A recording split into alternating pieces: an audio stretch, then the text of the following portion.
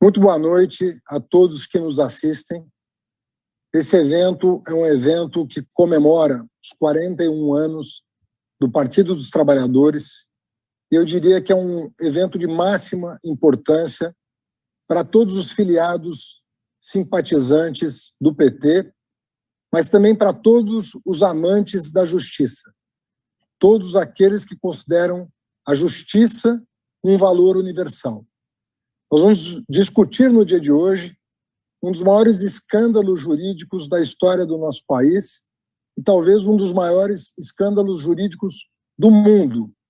Alguns juristas, inclusive, comparam o caso Lula ao caso Dreyfus, que é conhecido na França e no mundo inteiro por ter sido perseguido pelo exército francês num embate permanente até que a justiça e a verdade foram restabelecidas. Eu devo a honra de mediar essa conversa aos companheiros do PT que organizaram esse evento, em nome da direção. Queria agradecer à presidenta Gleisi Hoffmann, ao secretário de Relações Internacionais, Romênio, e a sua assessoria, a ex-secretária de Relações Internacionais do PT, a Mônica Valente, bem como agradecer ao presidente da Fundação Perseu Abramo, o ex-senador Aloysio Mercadante. Foram eles que nos propiciaram esse encontro, que contará com a presença do ex-candidato a presidente da França, Mélenchon, o atual presidente da Argentina, Alberto Fernandes, e um dos grandes juristas brasileiros, o Cacai, que é conhecido assim na comunidade jurídica pela coerência na defesa do Estado democrático de direito, uma das vozes que se insurge contra o atual estado de coisas em busca da consolidação da nossa Constituição e da volta a um clima de segurança jurídica que foi abandonado pelo país já há muitos anos. Eu faço uma breve introdução, lembrando que nós estamos nos estertores de um processo já dramático, né, que ensejou um processo de impeachment sem crime de responsabilidade, uma prisão arbitrária do maior líder político da história desse país, e nós contamos com a comunidade jurídica nacional em peso, mas, sobretudo, com a comunidade internacional, política e jurídica, que denunciam para as autoridades brasileiras o clima de perseguição que se estabeleceu nesse país para retirar das urnas em 2018 aquele que, na minha opinião e de muitos analistas políticos, seria eleito presidente da República, ao invés daquele que ocupa atualmente a presidência pela extrema-direita, colocando em risco conquistas civilizatórias de uma geração que é o atual presidente da República, Jair Bolsonaro. Lembro que todas as pesquisas de opinião, até a resposta final do Tribunal Superior Eleitoral, que retirou e impugnou a candidatura a Lula, Lula liderava todas as pesquisas com cerca de 40% de intenção de voto. Eu tive a incumbência do partido de substituí-lo, faltando 3 semanas para o primeiro turno. E ainda assim, esse partido foi capaz, por sua militância, tenacidade, dignidade, levar a nossa candidatura para o segundo turno, e não fosse um conjunto de arbitrariedades, também cometidas pela Força Tarefa de Curitiba, dentre as quais a divulgação de uma delação fraudulenta a 6 dias da eleição, possivelmente nós teríamos chegado ao segundo turno em condições de vitória. Então nós estamos falando, sim, de um drama nacional que pode e deve ser resolvido pela Suprema Corte Brasileira, o Supremo Tribunal Federal. De maneira que nos 41 anos do PT, nós temos a honra de receber convidados ilustres para iluminar a cena jurídica nacional, a cena política internacional e sensibilizar a Suprema Corte para fazer justiça, que é tudo o que se pede. O presidente Lula e o PT jamais pediram um favor, pediram para que as autoridades se ativessem aos autos, às provas e dessem ao presidente da República, ao ex-presidente Lula, um julgamento imparcial e justo. É tudo que, nesse momento, nós estamos, enquanto comunidade política, requisitando ao Poder Judiciário. Eu encerro essa introdução, passando a palavra para aquele que figurou como candidato a presidente da França, Jean-Luc Mélenchon, dando as boas-vindas, saudando a oportunidade de estarmos juntos mais uma vez e agradecendo imensamente a generosidade de participar, apesar do fuso horário que nos separa, desse evento comemorativo aos 41 anos do PT. Muito prazer em recebê-lo, é uma honra muito grande contar com a sua participação.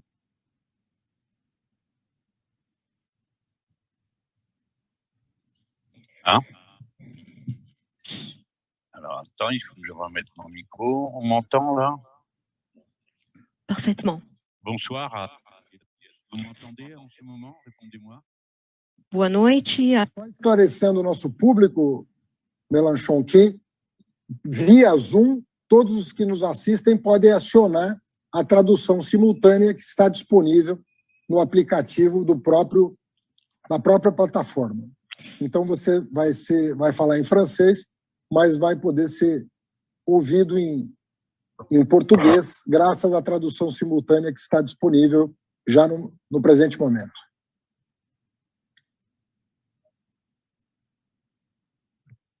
Parfait. Dites-moi le top départ, Sylvie, s'il vous plaît. Vous pouvez y aller. Bien. Alors, je peux dire bonsoir à tout le monde, n'est-ce pas? Oui, allez-y. Boa noite a todos. La technologie est pour une fois de notre côté, puisqu'elle nous A permet... tecnologia está, por uma vez, do nosso lado, já que ela nos permite encontrarmos e termos um embate que terá uma importância considerável, tendo em vista o problema imenso com o qual nos confrontamos. O caso da perseguição judiciária contra nossa camarada Lula, contra o ex-presidente do Brasil, e a perseguição contra Dilma também, mas particularmente contra Lula, isso foi para nós a ocasião de uma tomada de consciência que nos levou a examinar o que estava acontecendo no mundo, porque nós acreditamos que o caso brasileiro foi uma espécie de antessala de um método político que em seguida se generalizou em todo o continente. Por exemplo, na Mauritânia, nós tivemos o caso do nosso amigo Berhandalia Ahmed, que era candidato à eleição presidencial e que estava liderando e que foi preso com base numa denúncia.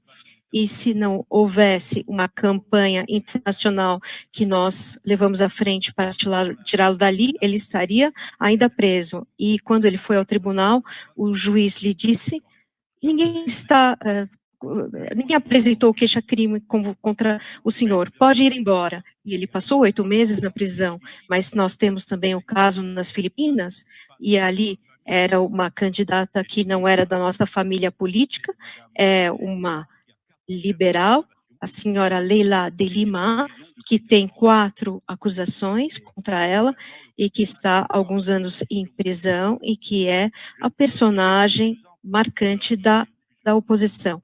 Poderia dar vários outros exemplos.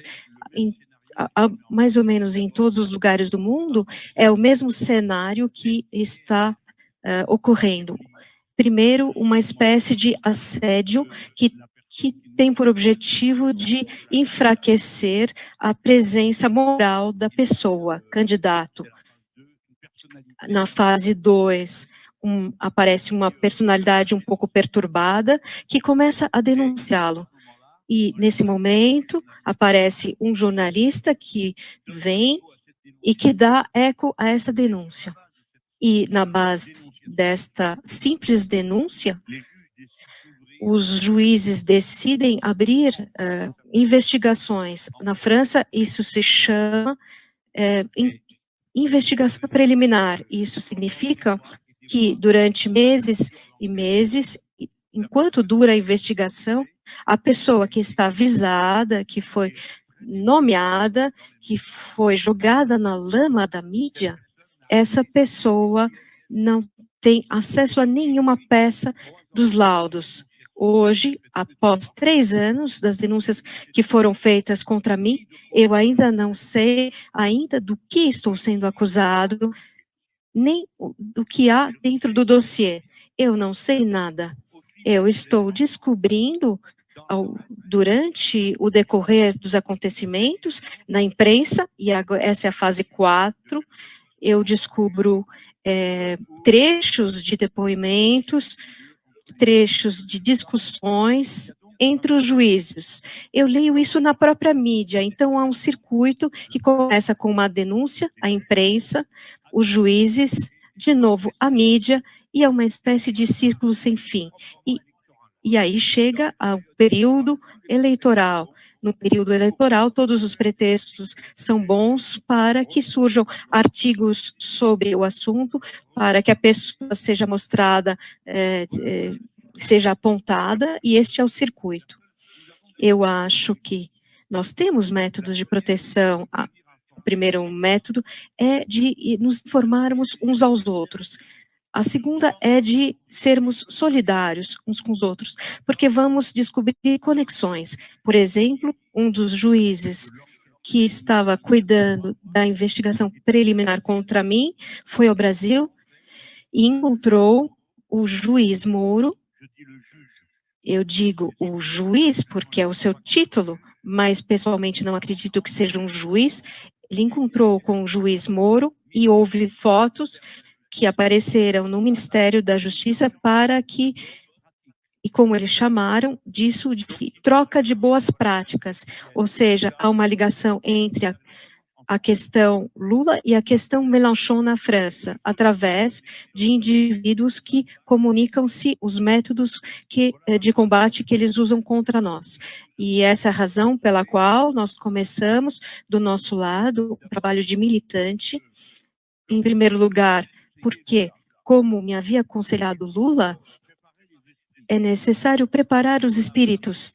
Lula me disse, você tem que ter uma narrativa, porque os militantes são pessoas honestas. Eles têm confiança na justiça. Eles não conseguem admitir a ideia de que a justiça não seja justa e que ela seja diretamente manipulada pelo poder. E, com relação a nós, é a mesma coisa. Eu estava na extrema esquerda quando eu tinha 20 anos, mas eu fui membro do Partido Socialista durante 32 anos. Eu sou um homem que tem, antes de mais nada, confiança na justiça. Não sou contra a polícia. Eu respeito a liberdade de imprensa. E foi muito difícil para mim de admitir que tudo isso era uma conexão. E que essas pessoas estavam mancomunadas entre elas para me destruir.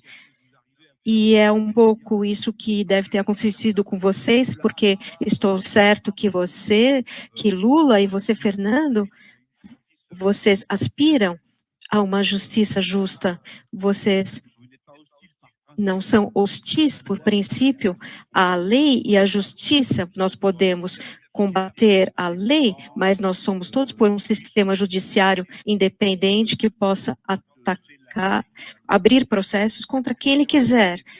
E é por isso que eu me reconheço muito bem na sua frase, quando você disse, nós não pedimos um favor, nós pedimos apenas a justiça, e não é justo que os policiais transmitam aos jornalistas informações sobre as investigações, que aquele que está em causa não tem acesso a essas informações. Não é justo que os juízes tenham entendimentos entre eles, através do Atlântico, para destruir os oponentes políticos. Porque na França eu sou uma das figuras marcantes da oposição à presidência da República.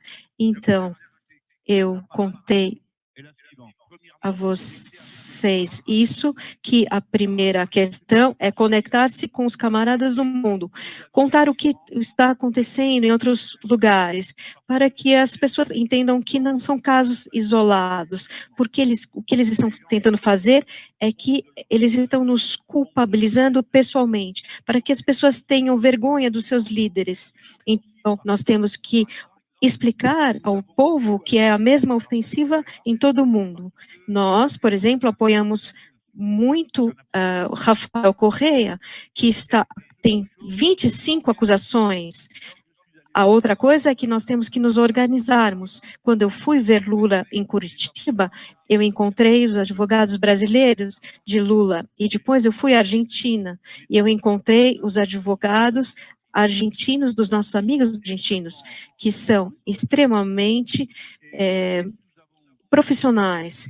E em seguida nós organizamos o primeiro Fórum Mundial contra o Lawfare nas Filipinas para defender a senadora que está presa.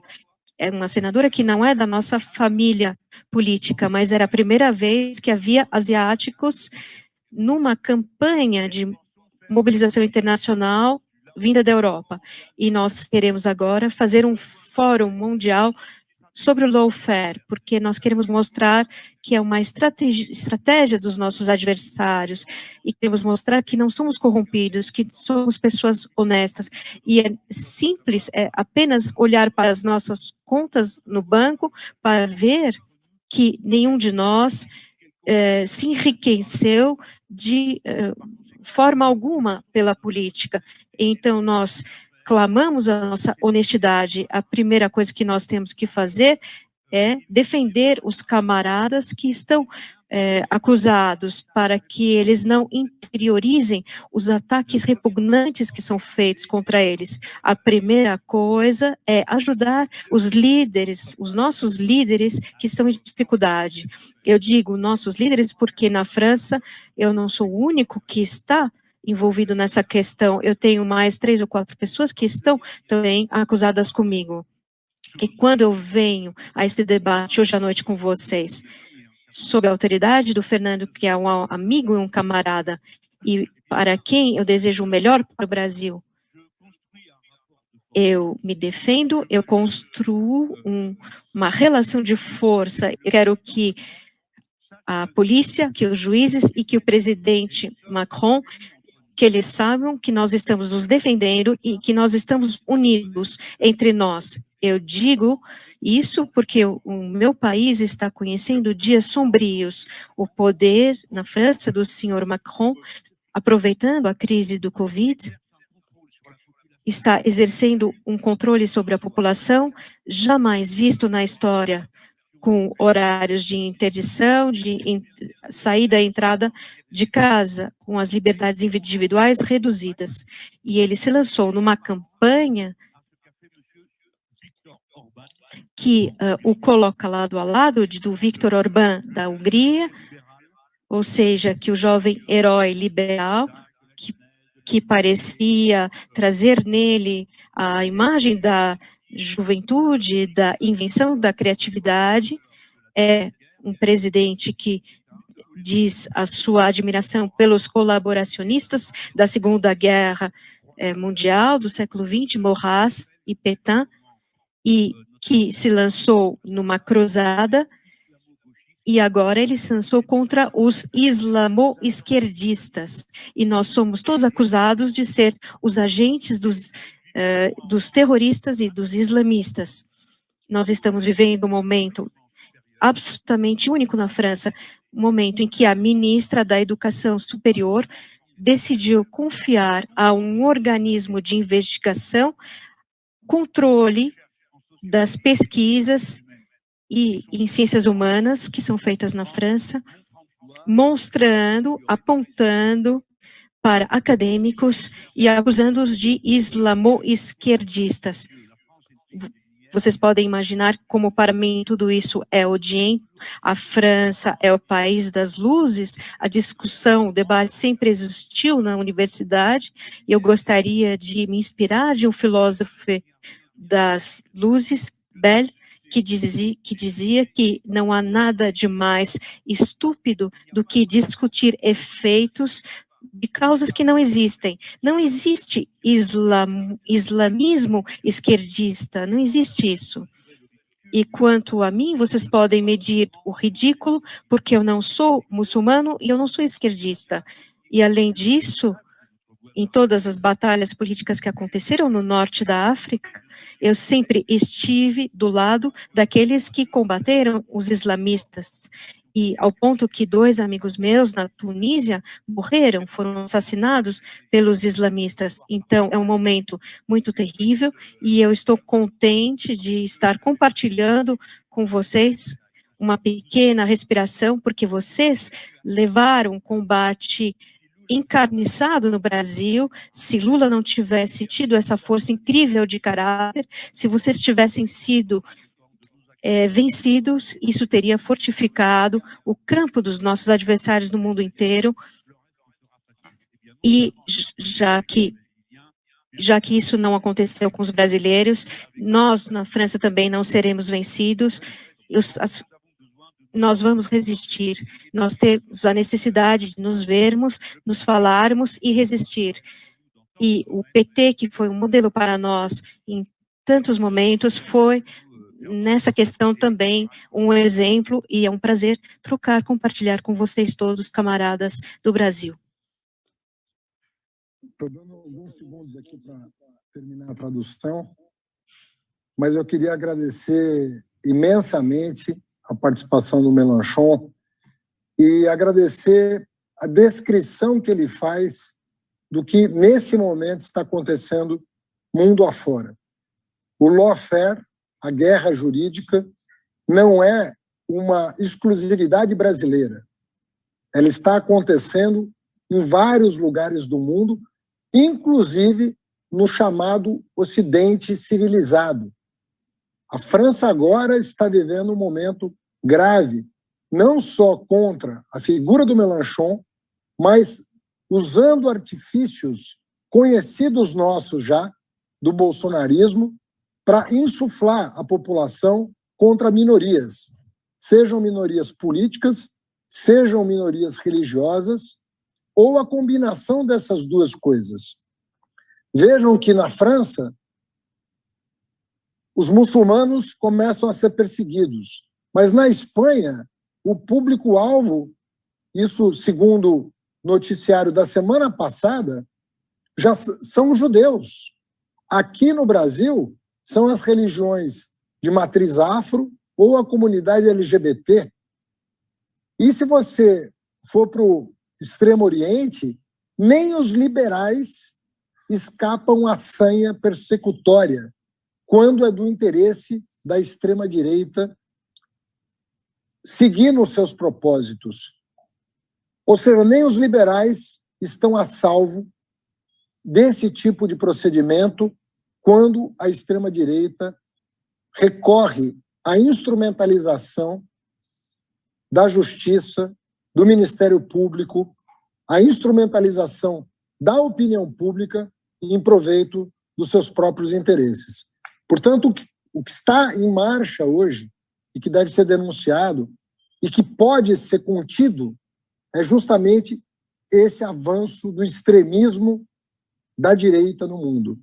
Ela, efetivamente, esse extremismo coloca em risco as conquistas da nossa Constituição de 88, que espelha, como disse Mélenchon, o melhor da época das luzes, o melhor do iluminismo, que está sendo colocado em risco com essa escalada autoritária que se vê mundo afora.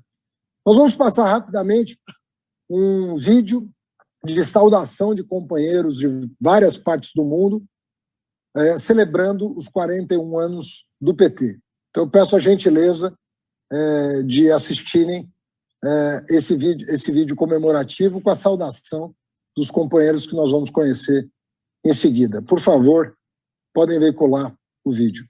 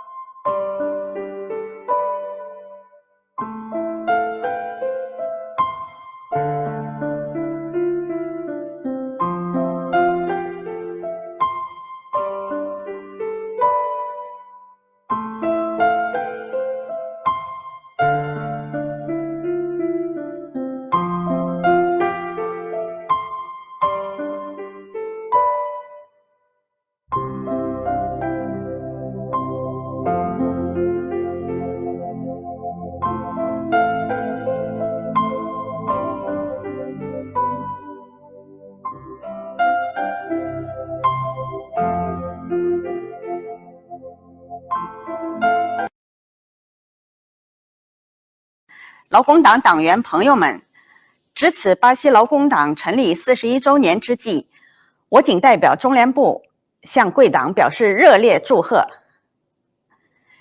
劳工党是巴西重要政治力量，中国共产党同巴西劳工党长期保持密切交往，建立了深厚的友谊。我们不会忘记，正是在劳工党执政时期，中国和巴西建立了全面战略伙伴关系，各领域友好交流合作不断深化。新冠肺炎疫情发生后，我们两党相互支持，相互声援，积极开展疫情防控和复工复产做法经验交流，为两国抗疫合作做出了贡献。今年是中国共产党成立100周年，我们愿以此为契机，深化与巴西劳工党的传统友谊，加强经验交流，共同构建求同存异、相互尊重、互学互鉴的新型政党关系，推动中巴全面战略伙伴关系持续稳定发展，造福两国和两国人民。祝巴西劳工党成立41周年系列庆祝活动圆满成功。Queridas compañeras del PT, queridos compañeros del PT, del Partido de los Trabajadores de Brasil, desde el Frente Amplio de Uruguay queremos mandarle un fraternal abrazo por estos 41 años de fundación de un partido clave para el Brasil, un partido que transformó, siendo gobierno tanto en lo estadual como en lo nacional, transformó la realidad de cada una de las brasileñas, de cada uno de los brasileños. La hora exige el mayor esfuerzo de unidad de la izquierda y los progresismos en todos los países y en toda América Latina. En estos 41 años, cuando el Frente Amplio además cumple, junto con ustedes, medio siglo de vida, medio siglo de experiencia de la unidad de la izquierda y del progresismo en el Uruguay, queremos hacerles llegar a ustedes este abrazo fraterno, cálido, comprometido, solidario, convocante a la lucha conjunta. Compañeras, compañeros del PT, salud, salud Partido de los Trabajadores. Hello everyone. On the 41st anniversary of the founding of the Partido dos Trabalhadores, I would like to congratulate all who celebrate this occasion. Brazil is a great country, noted for its institutionalized democracy and viable political parties. Partido dos Trabalhadores is representing its constituency for the high objectives to further the interests of Brazil and the Brazilian nation. Against the backdrop of a complicated and deep change in the world's social and economic situation under the effects of pandemic, the strengthening the dialogue and cooperation at the national and international level and honoring multilateralism is extremely important for all of us. In the year 2020, the scourge of pandemic, as well as severe illegal sanctions on my nation, highlighted that we need to work more together to revive common human values, which have been under attack in recent years. Humanity is a key to provide positive synergies in achieving our common objectives. Allow me to wish peace, stability, and development for all my fellow Brazilians. Thank you. Olá! Hoje é um dia especial, o dia do 41º aniversário do PT. 41 anos de luta, 41 anos a construir um Brasil mais democrático, um Brasil melhor. Apesar das circunstâncias que hoje vivemos e que são, por vezes, muito desanimadoras, não devemos perder o foco. Devemos manter sempre a ligação àquela que é a nossa história, a história da luta por um mundo mais fraterno, mais solidário e mais justo. E continuar a lutar, porque, como diziam aqui em Portugal, no pós-Revolução de 74, a luta continua. A luta nunca acaba. Não esqueçam. A luta continua. Feliz aniversário. Parabéns, PT. Parabéns, companheiros. Salve. Mi chiamo Marco Consolo e sono il responsabile dell'area esteri e pace del partito della Rifondazione Comunista Sinistra Europea. Voglio fare gli auguri di cuore a tutte le militanti ed i militanti del Partido dos Trabalhadores per il suo 41esimo compleanno.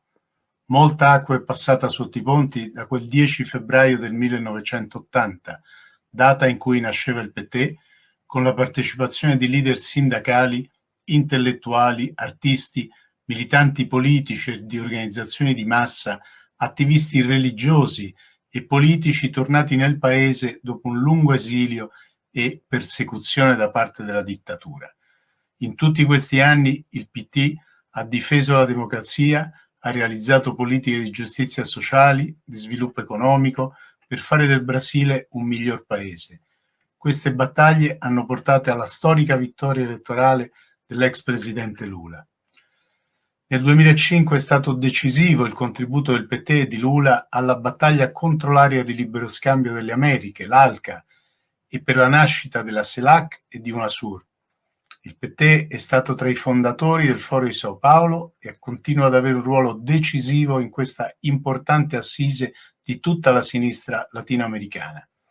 Oggi, come Rifondazione Comunista, insieme al Comitato Lula Livre in Italia, siamo impegnati nella campagna per la libertà definitiva di Lula e la fine delle pretestuose accuse nei suoi confronti. Per un Brasile libero dal virus Bolsonaro, i nostri auguri al Partito de los Trabajadores per i suoi primi 41 anni di lotte. Un grande abbraccio dall'Italia.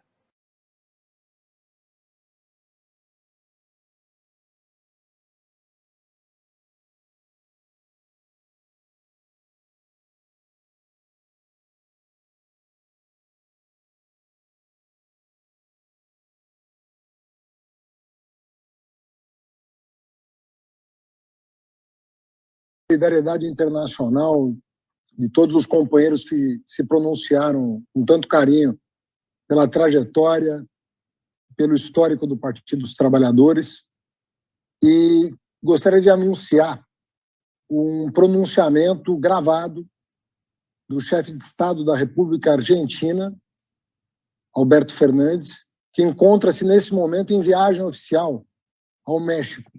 E por essa razão, não estando disponível para a participação do evento ao vivo, fez questão de gravar a sua comunicação nesse evento. Peço, então, a gentileza de colocarem o vídeo do presidente Alberto Fernandes para os nossos ouvintes.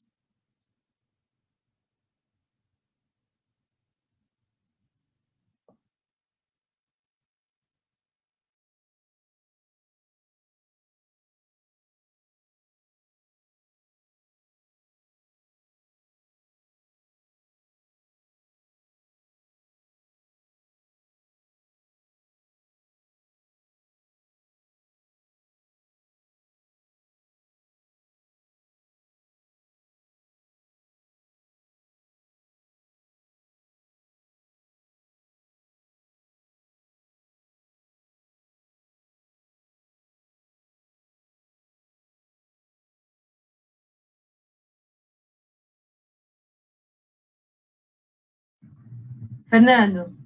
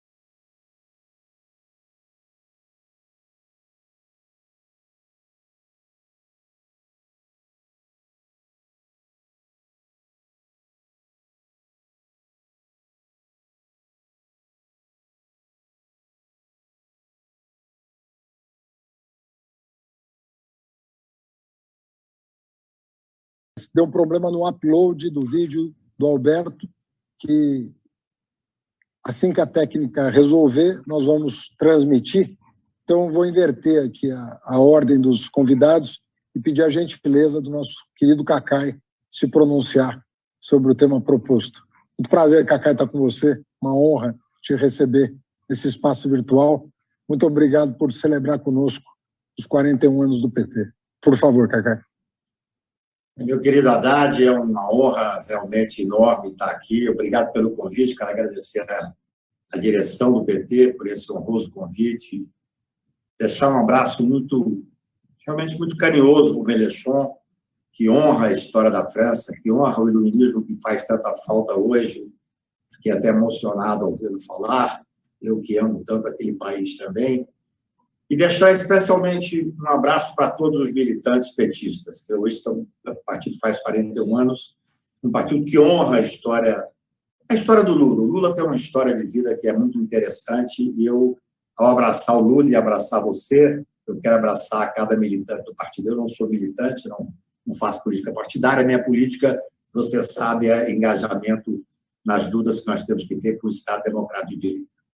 O tema proposto é um tema que, de certa forma, até me emociona, porque desde o início da Operação Lava Jato, Fernando, eu tenho corrido o Brasil para mostrar os excessos que eu sabia, que eu via, que, de certa forma, eu sabia que existia, mas hoje está absolutamente claro. Já há 3 anos, correndo o país, eu faço uma observação que parece que agora está absolutamente comprovada. O que ocorreu com essa Operação Lava Jato é que esse juiz, que era o chefe da Operação Lava Jato, através de ser o chefe da Força Tarefa, ele tinha um projeto político. Ora, ele instrumentalizou o Poder Judiciário e instrumentalizou o Ministério Público, parte do Judiciário e parte do Ministério Público, com esse projeto político que levou adiante. Por isso é que, lá em 2018, quando ele saiu todo-poderoso da 13ª Vara de Curitiba para assumir o Ministério, eu disse, numa entrevista que teve uma repercussão grande, que ele teria um fim melancólico, porque ele estava ali mercadejando a toga. É muito grave. Isso não significa que ele representa o Judiciário. Demorou muito para o Judiciário estar tendo uma postura agora de enfrentamento necessária, porque nós sabíamos, e agora acho que o Brasil inteiro não tem mais dúvida, que ele era um juiz parcial, um não juiz, dentro de um projeto político, e digo mais, eu digo com maior certeza, ele e esse grupo, que vai ser responsabilizado agora, inclusive criminalmente, é o responsável por esse governo fascista, autoritário e genocida que aí está. Ele foi o principal eleitor deste governo. Quando eu fico vendo a necessidade de falar das vacinas nesse momento triste, em qualquer espaço nós temos que falar da necessidade da vacina. Por quê? Por causa dessa postura genocida, negacionista deste governo, que foi eleito, sim, por esse grupo que tinha... Eles são quase indigentes intelectuais, péssimos na cultura do direito, mas tinham uma grande estrutura de marketing e um grande apoio da mídia brasileira. Essa é uma realidade da qual nós podemos fugir. Então, esse enfrentamento foi sendo feito ao longo de todo esse tempo, sendo feito das formas mais diversas. Eu acho que é interessante que, quando nós fazemos a crítica à instrumentalização do Poder Judiciário, a resposta sempre é assim, mas os tribunais superiores, na maioria das vezes, ou em boa parte das vezes, aceitavam aquelas sentenças. Ora, a prova produzida na primeira instância, eu advogo no Supremo há 40 anos, a prova produzida na primeira instância, Haddad, ela é trazida para cá e muitas vezes não é questionada, porque você sabe, aqui não é um tribunal que vai fazer uma revisão. Agora está tudo muito claro. Eu fui advogado desde o primeiro dia da Operação Lava Jato. Por isso corri o Brasil 2, 3 anos, fazendo palestras no Brasil inteiro e debate. Não sou dono da verdade, mas eu sabia o que estava acontecendo. E eu já tinha enfrentado esse grupo do Moro com esse Deltan, lá atrás, quando ganhamos pela primeira vez o que era então o maior caso dele, anulando todos os processos. Então é importante que você, militante petista, que você, cidadão que tem essa cultura de manter o Estado Democrático de Direito, independentemente de partido, saiba que está na hora de nós fazermos cobrança, assim como bem disse o Mélenchon. Nós não podemos, neste momento grave, acreditar que, agora que estamos chegando na hora certa, acreditar pelo fato de ter demorado muito que não valeu a pena. Valeu a pena, porque agora está explicitado esse julgamento que vai se dar no Supremo Tribunal Federal. É o julgamento, olha, eu como advogado não gosto, não devo e não posso fazer uma previsão de julgamento, porque eu estou lá no dia a dia, com todo o respeito ao Supremo Tribunal do meu país. mas não há hipótese de ter um caso mais clássico de lawfare. Não há hipótese de ter um caso mais clássico em que houve, sem a menor sombra de dúvida, o uso indevido do recurso jurídico para ter uma perseguição política. Não há. O Supremo Tribunal está na frente de um impasse agora. Ou determina que houve a parcialidade, e cada vez mais há coisas espantosas aparecendo. Ainda hoje eu vi a demonstração de que uma delegada forjou um depoimento, sabendo os procuradores que era forjado. Ora, Haddad, se eles fossem os procuradores desse caso que está vindo à tona agora, e que nós conhecíamos, eles já teriam pedido a prisão deles. E se o juiz tivesse a mesma régua que teve, ele já teria determinado a prisão dos procuradores e dele próprio. Essa é a realidade que nós passamos. Agora, no Supremo Tribunal, nós vamos viver um momento em que o Supremo merece dar uma resposta ao país. Eu conversei hoje pela manhã com o meu querido amigo Boaventura Souza Santos, e ele exatamente dizia para ele, sobre uma palestra dele que eu vi, que ele fala que o Supremo merece uma resposta à nação brasileira. E é isso. O Poder Judiciário merece. Porque essa instrumentalização que foi feita, não foi feita sobre o acordo, sobre o beneplácito de todo o Poder Judiciário. Eu não posso acreditar nisso. Não há, nesse julgamento que veremos agora, onde o ex-presidente Lula merece aquilo que o Gilmar disse, merece um tratamento e um julgamento justo. Eu tenho certeza que não há nenhuma possibilidade de dizer que esse cidadão, que esse ex-juiz, que mercadejou a toga, que instrumentalizou o Poder Judiciário, que esbofeteou a cara dos juízes que são sérios no Brasil inteiro. Da mesma forma que esse grupo de procuradores da República, que agora já tem 4, 5 ex-presidentes da Associação dos Procuradores da República, falando contra eles, pedindo investigação. Tem que haver investigação para saber até onde eles foram. Na questão internacional, me lembro certa vez, eu sentado em Genebra, conversando com um advogado suíço, ele me dizia que os procuradores já não confiavam na Procuradoria Brasileira, porque eles faziam um bypass nos acordos internacionais. Mas nesse momento em que vamos julgar a questão da nulidade dos processos do Lula, e veja bem, não há hipótese para qualquer estudante de direito de dizer que o juiz foi parcial, de declarar a parcialidade, sem a anulação do processo. A anulação é a consequência absoluta, porque senão nós viveremos um mundo que não é um mundo real, Fernando. Porque veja só, esse senhor já não é mais juiz, já não pode ser submetido ao CNJ, porque ele, dentro de um projeto político que ele fez e ganhou, ele elegeu o presidente da República, depois ele se separou, saiu do ministério, mas isso é briga de quadrilha. Não é nada mais do que uma briga de quadrilha. Então, agora, nesse julgamento, o Supremo falar que ele foi parcial e não vai ter consequência alguma, a única consequência, sem a menor sombra de dúvida, é a nulidade de todos esses atos. E essa nulidade, ela deve se dar não só nesse habeas corpus, mas também nos processos todos em que esse senhor Moro atuou, seja dando a sentença, seja fazendo a expulsão. No Brasil tem uma expressão francesa, pas de nullité sans grief, que diz exatamente da questão da nulidade. Tem que haver um prejuízo. Ora, o prejuízo nesse caso, Fernando, não foi só pessoal por Lula que sofreu tanto, que ficou preso. O prejuízo foi para a nação brasileira, que chegou a desacreditar do Poder Judiciário. O prejuízo foi para o cidadão brasileiro, que viu agora tomar conta do país por conta desse lawfare, por conta desse grupo político que elegeu o presidente da República, viu o país agora à deriva. Um país que não tem ministro da Saúde num momento desse. Um país que não consegue fazer o enfrentamento, que optou por comprar cloroquina em vez de comprar a vacina. Tudo isso é fruto desse desastre que foi a condução desses processos de forma absolutamente parcial e politizada. Então, eu quero dizer, como advogado que sou, não sou militante político, você sabe disso muito bem, que é muito importante que todos nós, nesse momento, estejamos atentos para o que está acontecendo. Repito, só agora as questões chegaram no Poder Judiciário, mas é tarde, mas ainda é tempo. Essa é a realidade. Nós temos que agora estar nas ruas para pedir que esse julgamento se dê de forma rápida. Não se pode esperar o próximo escândalo, não se pode esperar o que vai sair novamente. Esse é um caso clássico de lawfare.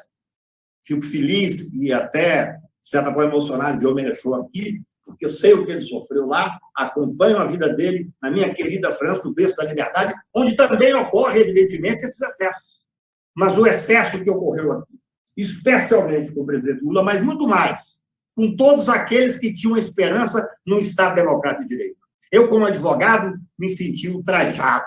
Agora que ouço esses vídeos que estão acontecendo, essas mensagens que estão aparecendo, onde esses procuradores brincam com a sensibilidade, até mesmo quando faleceu o Arthur, neto do presidente. Isso dá náusea. São pessoas que merecem aquilo que eles não deram a nós, não deram aos réus da Lava Jato. Merecem o devido processo legal, mas merecem ser processados, assim como tem que ser no Estado Democrático. A nossa grandeza agora, no meu ponto de vista, a grandeza maior que nós podemos ter é desejar a eles tudo aquilo que eles negaram, que eles tenham uma ampla defesa, que tenham um devido processo legal, e que, se condenados, eu fui autor da primeira ação direta de constitucionalidade, defendido no plenário do Supremo, da presunção de inocência.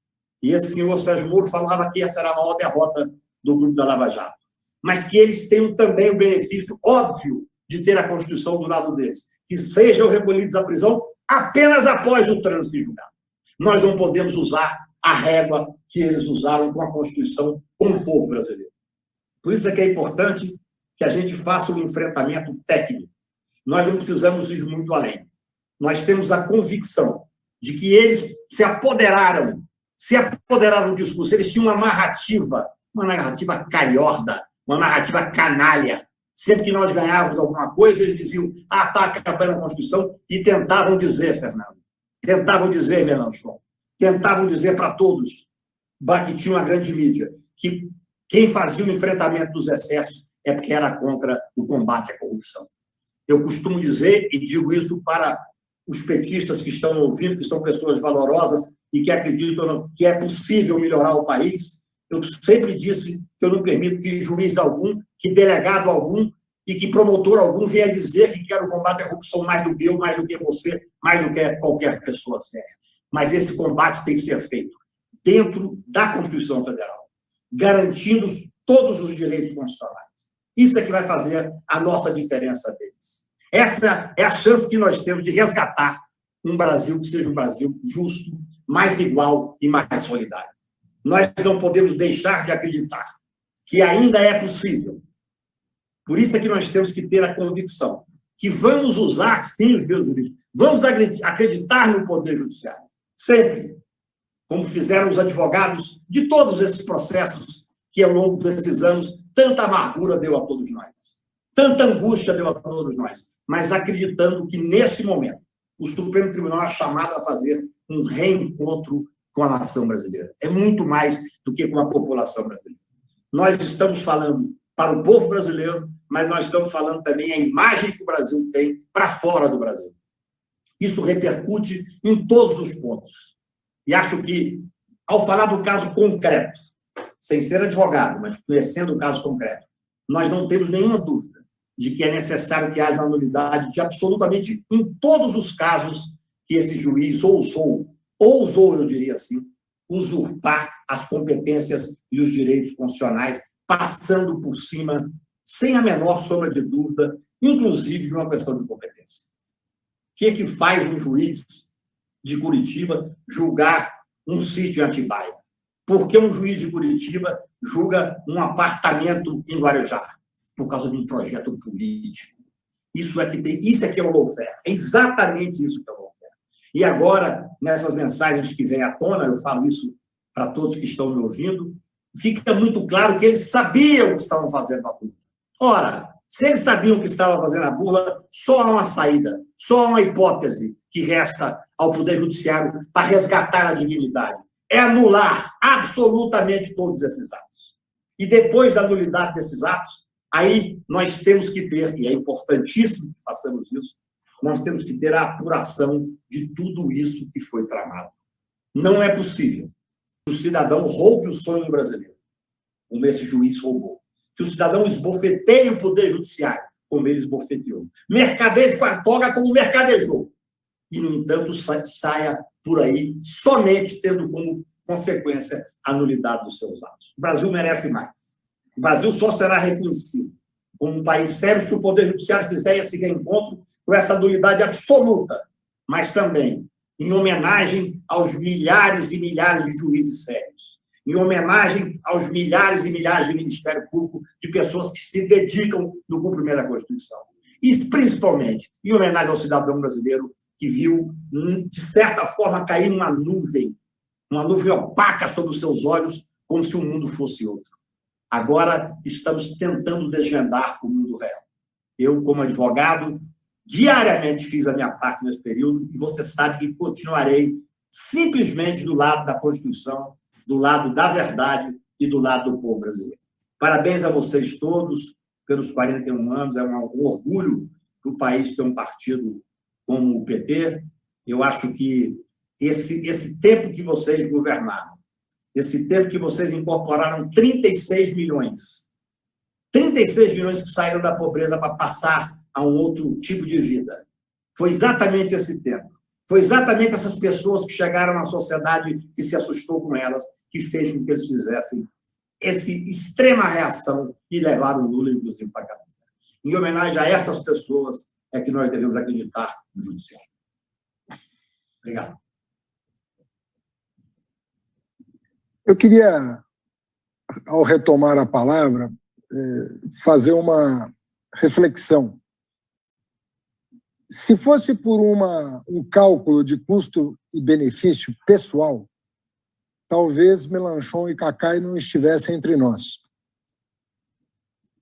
Mas esses dois companheiros, Mélenchon, que milita na sua terra, no seu país de origem, na França, que é candidato a presidente da França, Kakai, que é um militante na área da advocacia, histórico, tem um nome consagrado na advocacia nacional, estão colocando um valor acima de qualquer outra coisa, o interesse nacional, o interesse num Estado democrático de direito, numa civilização que tem a justiça, a liberdade e a verdade como lema. Essas coisas são muito importantes, porque daqui a algum tempo nós vamos verificar, já que toda a verdade está sendo exposta, e cada dia que passa, mais e mais coisas virão à tona, eventos, mais e mais ocorrências virão à tona, toda a verdade vai ser revelada. O que nós estamos assistindo é uma parte do que aconteceu. Tem muito mais coisa que vai vir à tona quando alguns arquivos secretos forem dados a público, as autoridades americanas um dia revelarem o nível de promiscuidade que aconteceu, ao arrepio da lei brasileira, passando inclusive por cima de um Ministério Público, de um Ministério da Justiça, de um governo que já não era petista. Então, tudo isso que está sendo revelado e muito mais que virá, vai ser o juízo da história sobre a postura de cada um diante de fatos tão graves. Eu acho que li o Kakai mesmo falando na imprensa outro dia, dizendo, se esse juiz não for declarado parcial, nenhum outro será. Porque ele violou rigorosamente todos os dispositivos do Código de Processo Penal. Então, nós estamos diante de daqueles momentos históricos decisivos em que um país, uma nação, virá a público por meio das suas autoridades competentes para dizer do que ela é feita e o que ela pretende para o seu futuro. Porque se você que está me ouvindo, você pode até ser antipetista, mas você não pode negar as evidências que estão sendo trazidas a público. Você não pode negar o direito de um filho seu, de um neto seu, poder defender democraticamente uma ideologia, uma visão de mundo, sem correr risco de vida, sem correr risco de que sua integridade moral seja prejudicada por um juiz parcial que não comunga com você os mesmos valores. Você tem que pensar que liberdade é uma coisa que a gente tem que defender para todo mundo, e justiça é uma coisa que a gente tem que defender para todo mundo, até para os membros da força-tarefa da Lava Jato. Nós queremos que eles respondam por seus atos num clima de liberdade e justiça que eles não garantiram para aqueles que eles visavam perseguir. e destruir. É disso que nós estamos tratando aqui, de justiça. Isso não tem nada a ver com partido, nada a ver com política partidária. Nada a ver. Tem a ver com que tipo de sociedade nós queremos construir. Então, eu consulto a nossa equipe técnica, se já está com o nosso querido Alberto Fernandes. Lembrando que antes dele virá um vídeo de cumprimentos de companheiros do mundo inteiro aos 41 anos do PT. Então, passa-se um vídeo primeiro de cumprimentos e, na sequência, ouviremos o vídeo do presidente Alberto Fernandes. Por favor. On behalf of the International Commission of the United Russia Political Party from Moscow, we'd like to say you happy birthday. We know that Workers' Party is one of the most important political parties of Brazil. We already have a lot of things which been done together, including our meetings online. We'll be also happy to see each other without internet communication and to shake your hands.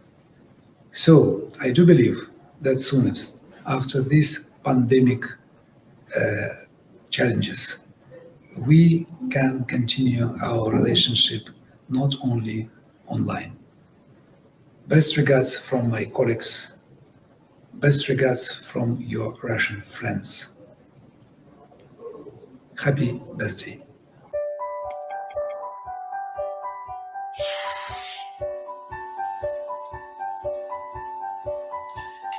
Este 10 de febrero, desde la tierra de Farabundo Martí, San Romero y Shafik Handal, mando un saludo al partido hermano, Partido de los Trabajadores PT del Brasil, por un aniversario más. Hoy, el 41 años cumplen de fundación.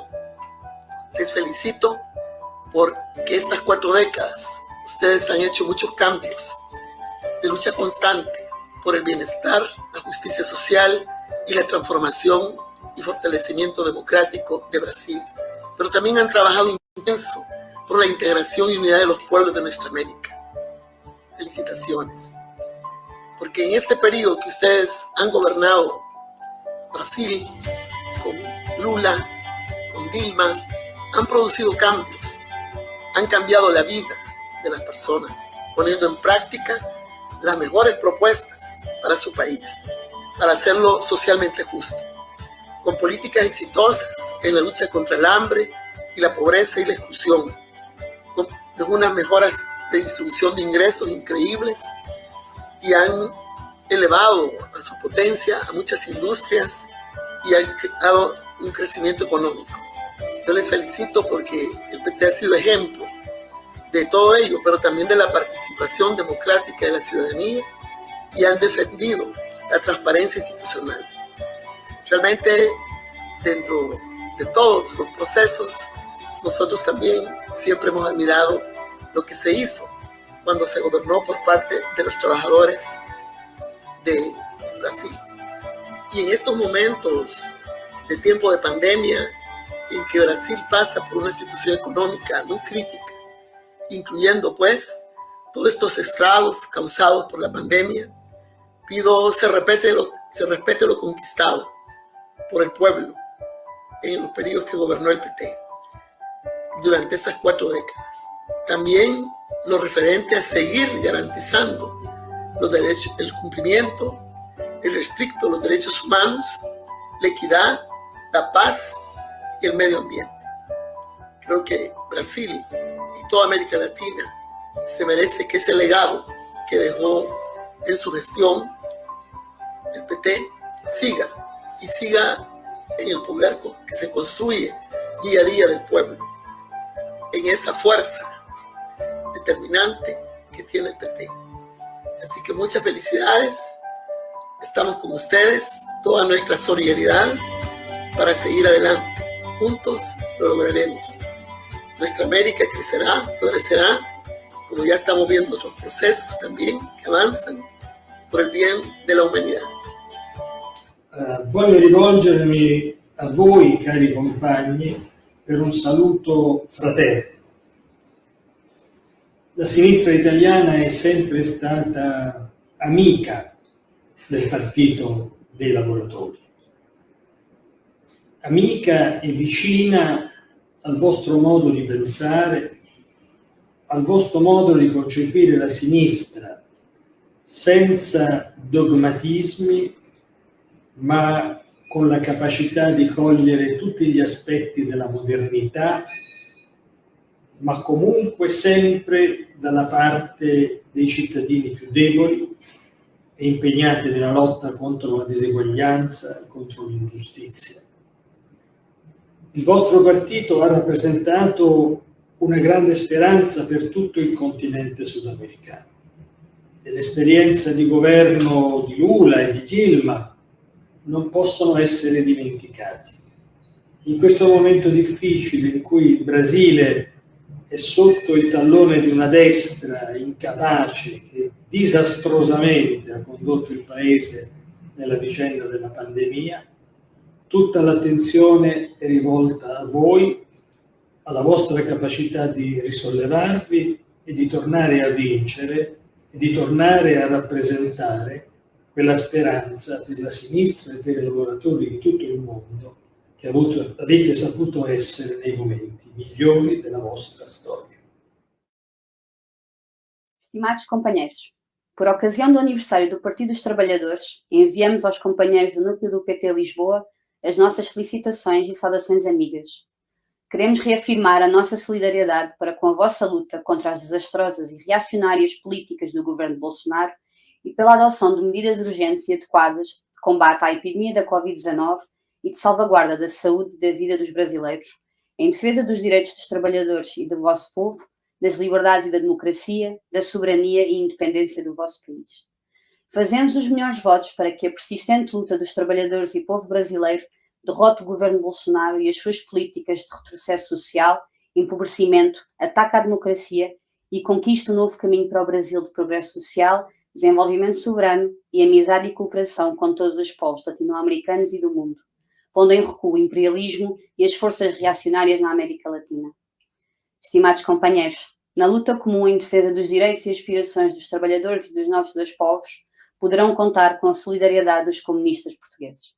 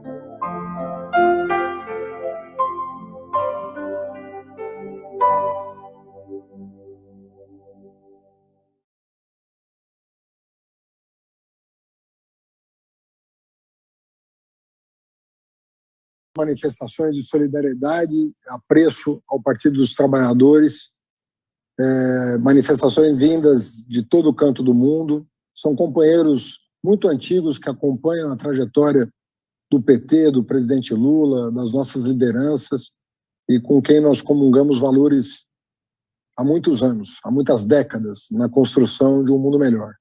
Agradecer essas manifestações e agora verificar com a equipe se é possível ouvir o pronunciamento do nosso querido presidente Alberto Fernandes da República Argentina.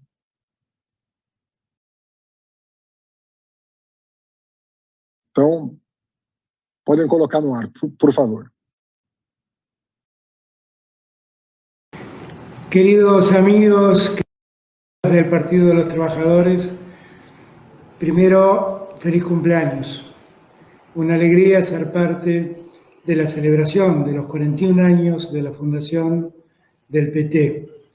Un partido tan importante para Brasil, tan querido por toda Latinoamérica, tan querido personalmente por mí, donde tengo allí muchos amigos a los que respeto por su vocación militante y a los que quiero particularmente.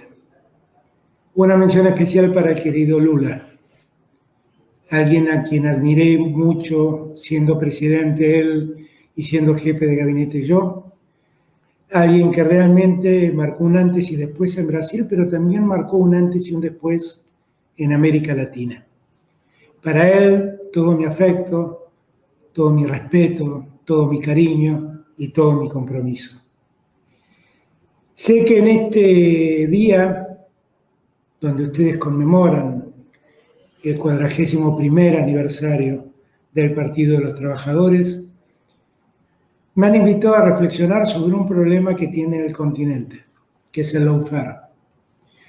Ese maldito mecanismo que se ha instalado en Brasil y en otros lugares del continente y que ha servido para que la prensa y la justicia se vinculen básicamente para perseguir opositores al régimen político que en ese momento y en ese lugar gobiernan.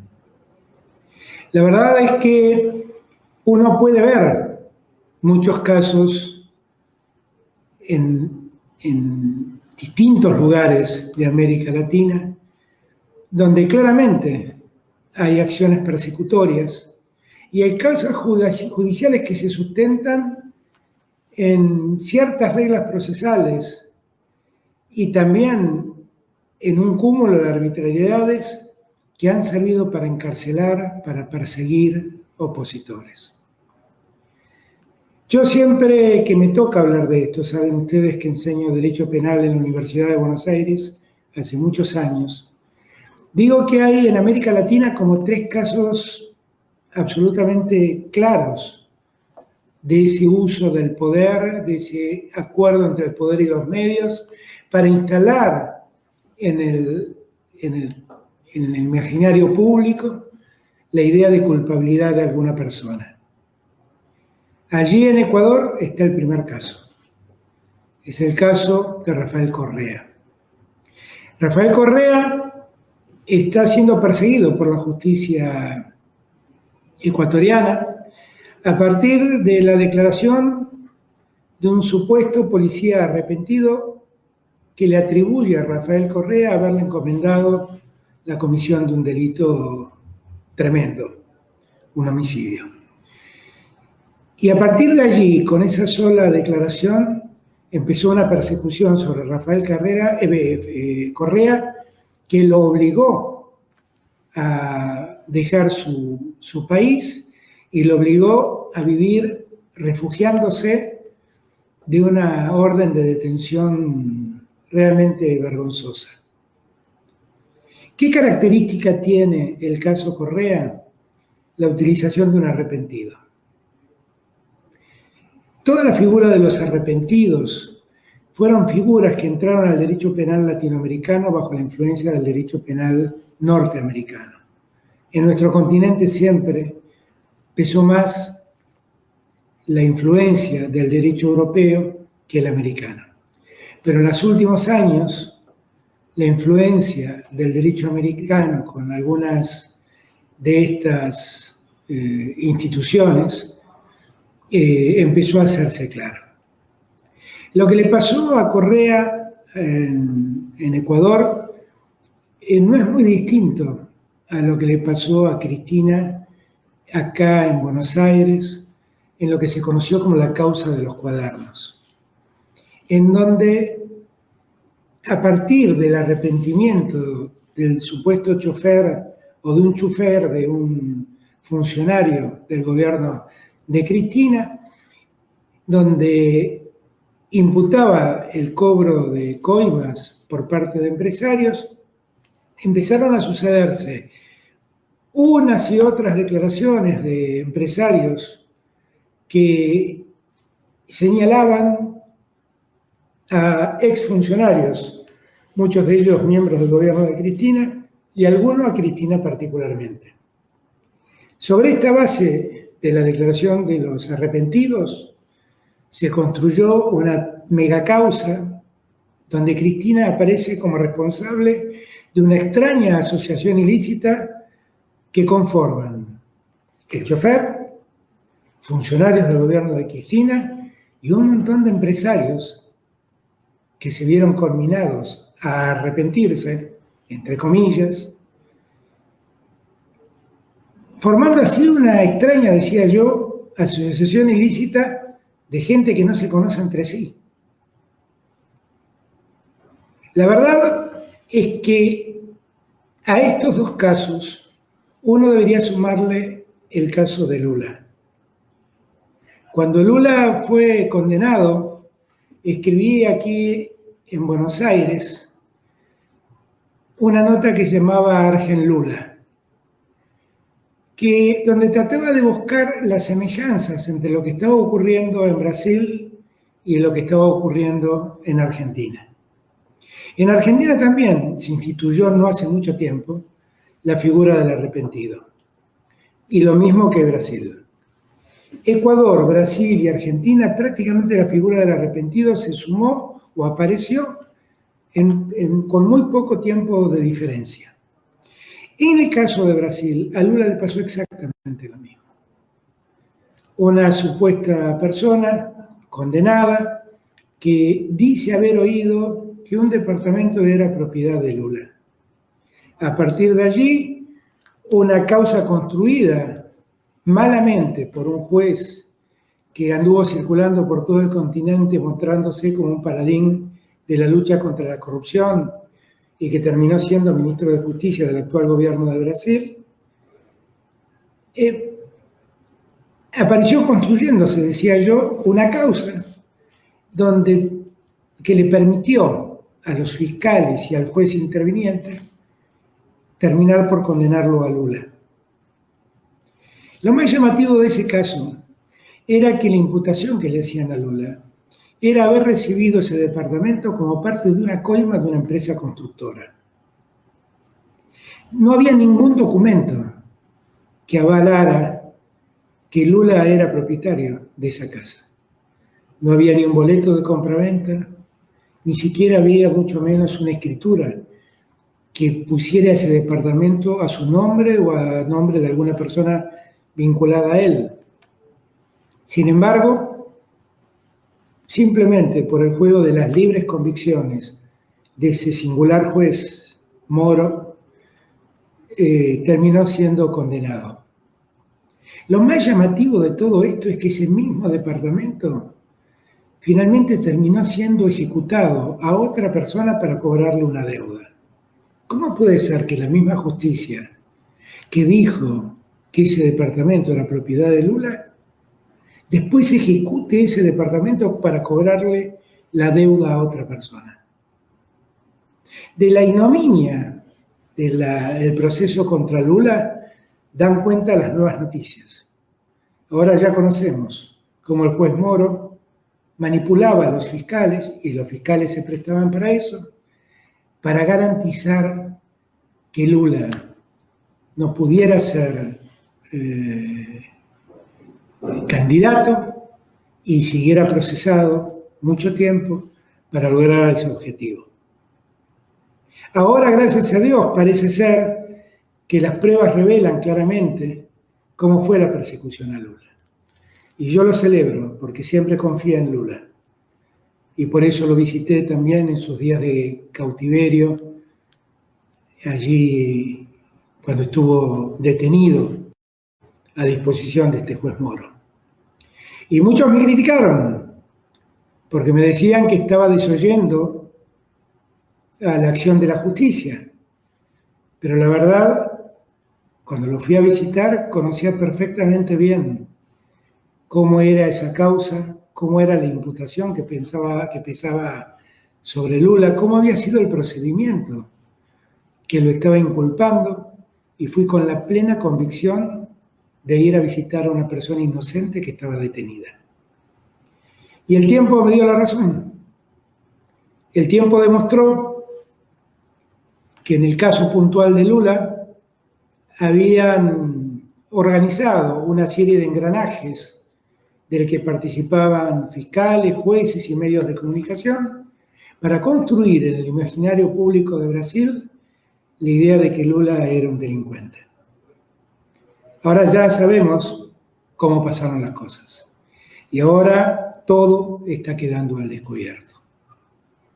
América Latina padece desde hace algunos años esta utilización de la justicia para perseguir opositores. Esta manipulación que hacen la justicia y los medios sobre los ciudadanos comunes para construir en la cabeza de ellos la idea de que hay culpabilidades allí donde solo hay inocencias.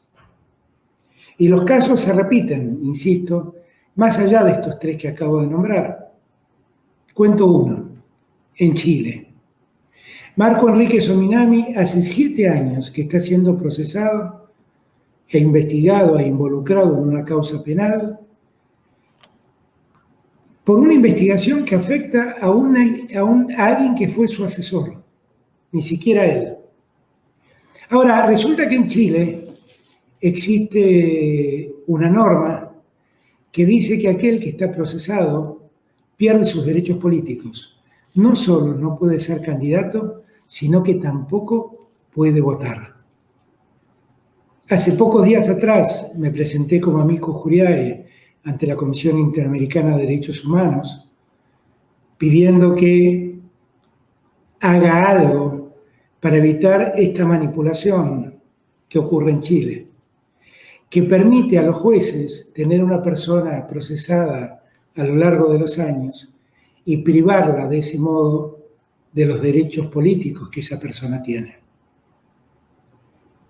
Yo entiendo que en América Latina se está revirtiendo el presente que se vivió en los últimos años.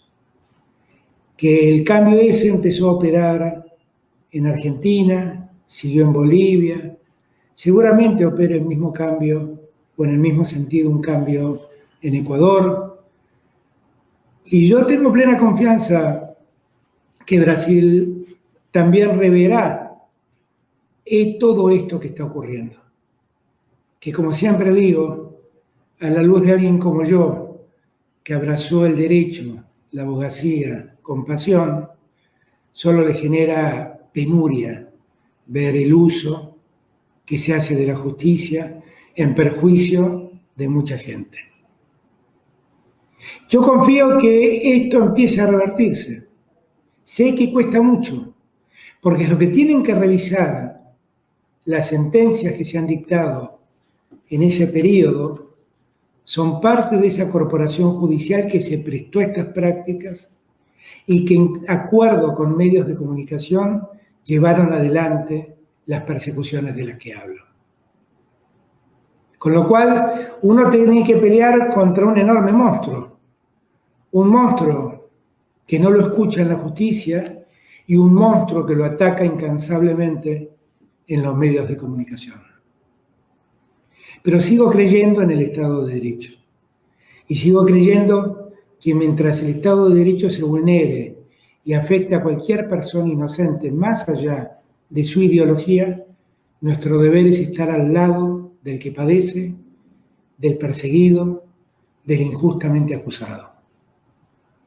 La lucha continúa, no ha terminado.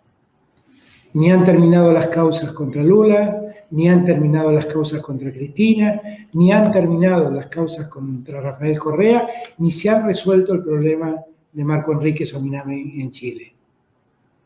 Yo creo que el mayor esfuerzo que tenemos que hacer es explicarle a la gente lo que ha pasado, lo que está pasando y lo que nunca más debe volver a pasar. Estas cosas a las que se anima la derecha no son cosas a las que se anima el progresismo, porque francamente nosotros valoramos mucho la libertad humana y valoramos mucho los derechos de los hombres y los derechos de las mujeres. Y lo último que queremos es que esos derechos de algún modo caduquen, se caigan, se pierdan o se lastimen. Esa es la lucha que tenemos por delante. Lamentablemente, el lawfare sigue siendo todavía una realidad en el continente. Sigue permaneciendo y sus efectos siguen generando este daño tan enorme que es el daño de poner en crisis la credibilidad del sistema democrático. No bajemos los brazos. Tenemos razón nosotros.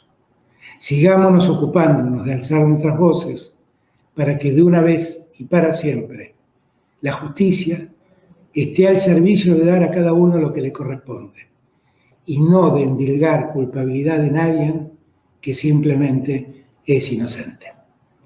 Feliz cumpleaños, compañeros y compañeras. Desde Argentina los abrazo con el corazón. Muchas gracias.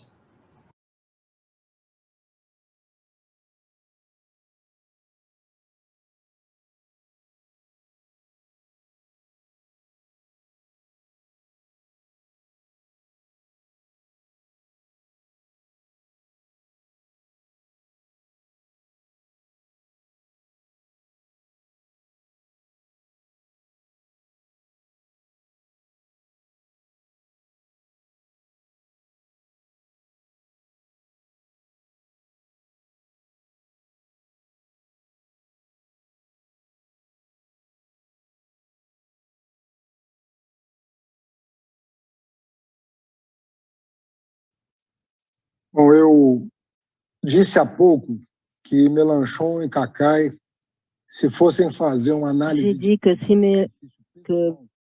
não estariam entre nós. Isso vale ainda mais para um chefe de Estado no exercício das suas funções. O presidente Alberto Fernandes vem a público declarar apoio ao presidente Lula depois de estudar minuciosamente o seu processo, como ficou absolutamente demonstrado na sua fala. O presidente Alberto Fernandes tem os detalhes do que se passou em Curitiba, acompanha os eventos políticos brasileiros na minúcia e, na condição de representante do povo argentino, vem a público se solidarizar com esse processo de lawfare que o presidente Lula sofre. E dá um testemunho do que ele observa em relação a vários líderes latino-americanos vítimas do mesmo tipo de procedimento. Na Argentina, Cristina Kirchner; no Equador, Rafael Correa. Diria que Evo Morales sofreu um processo ainda mais dramático, porque ganhou uma eleição e não tomou posse, e um ano depois ficou comprovada a fraude contra a democracia boliviana, com a eleição de Luiz Arce, dando provas cabais de que, sim, Evo Morales tinha ganhado a eleição um ano antes, de maneira que nós estamos diante de uma situação, Rafael, Cristina e Lula, que demonstram que há uma articulação para desestabilizar as democracias latino-americanas. Portanto, a decisão que os três palestrantes tomaram, colocaram acima de qualquer interesse partidário, pessoal, particular, o interesse de um mundo melhor, de um mundo mais justo, de uma região que se reencontre o seu destino de desenvolvimento com inclusão social. Não é pouca coisa o que nós assistimos aqui no dia de hoje. Não é pouca coisa mobilizarmos a inteligência de tantos países em proveito de uma causa que chama a atenção do mundo. Diante dos fatos conhecidos, de tudo que já foi revelado, eu quero crer que seja impossível, né, com os respeitos que o Kakai demonstrou à Suprema Corte e que eu reitero, é impossível fechar os olhos para tanto arbítrio e colocar a justiça em segundo plano diante de ambições políticas pessoais. Acho que o que está em jogo aqui é mais do que o destino de um homem, é exatamente o que nós queremos ser enquanto nação. E enquanto nós confundirmos essas duas coisas, enquanto nós misturarmos a busca por justiça da busca por ganhos eleitorais, nós não vamos estar fazendo o certo. Vamos separar as duas coisas e vamos pensar, existe um cidadão que está pedindo não um favor, mas aquilo que o Estado brasileiro tem a obrigação de lhe oferecer na forma da Constituição. Um julgamento justo com um juiz imparcial. Se diante de tudo, todas as evidências e provas trazidas a público, nós não formos dignos desse fecho, desse arremate que põe a fim a esses processos persecutórios em razão da ideologia de quem quer que seja, eu acho que nós não vamos ser dignos da democracia. Então, diante disso, eu queria agradecer imensamente o presidente Alberto Fernandes pela fala corajosa e sóbria, pela presença do Mélenchon conosco, que fez questão de, depois de ter visitado o presidente Lula e se apropriado das circunstâncias, né, que o colocaram naquela situação, fez questão de voltar ao Brasil virtualmente para dar o seu testemunho, que acompanha para e passo o caso Lula, que terá repercussão, tem e terá repercussão internacional, e nosso companheiro Kakai, que com o brilho habitual colocou as coisas juridicamente nos seus devidos lugares. Então eu queria encerrar agradecendo a audiência, celebrando os 41 anos do PT, agradecendo quem nos acompanhou até aqui e torcendo muito pelo Brasil, um Brasil mais justo e mais fraterno, onde qualquer pessoa, independente do credo, independente da ideologia, independente da orientação sexual, independente da religião, possa dizer, o Estado brasileiro me protege na forma da lei. O Estado brasileiro assegura a minha liberdade na forma da lei. O Estado brasileiro me assegura justiça na forma da lei. Uma boa noite a todos. Kakai, meu abraço. Fiquem com Deus e vamos torcer para que termine bem essa história. Tem tudo para terminar. Pouquinho de coragem e essas coisas vão ser colocadas em pratos limpos e o Brasil vai reencontrar os seus sonhos ali na frente, logo mais. Tudo de bom. Abraço e obrigado. Abraço a todos. Obrigado, Arnaldo.